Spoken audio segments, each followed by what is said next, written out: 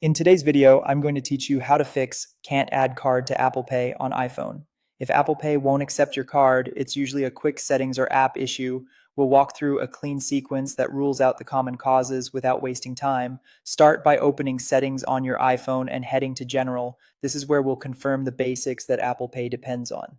Next, tap Language and Region. Apple Pay only works in supported regions, so make sure your region is set to a country where Apple Pay is available, such as the United States, the United Kingdom, or Canada. If it's set to an unsupported region, change it to a supported one. Keep in mind that region settings can affect certain apps and services, so choose the correct one for where you actually use your device. With that set, open the Wallet app and try adding your card again. Sometimes a quick retry after fixing the region is all it takes. Follow the prompts in Wallet to add your debit or credit card and watch for any on-screen instructions or verification steps from your bank. If the card still won't add, let's refresh the Wallet app itself.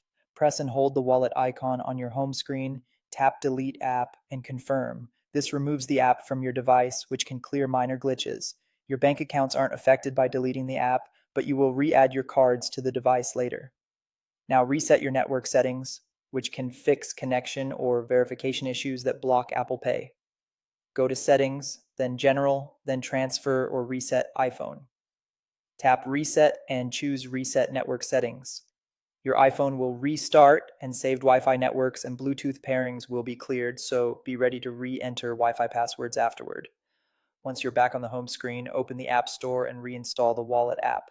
This gives you a fresh install tied to your current network configuration and region settings. Finally, open Wallet and try adding your debit or credit card again.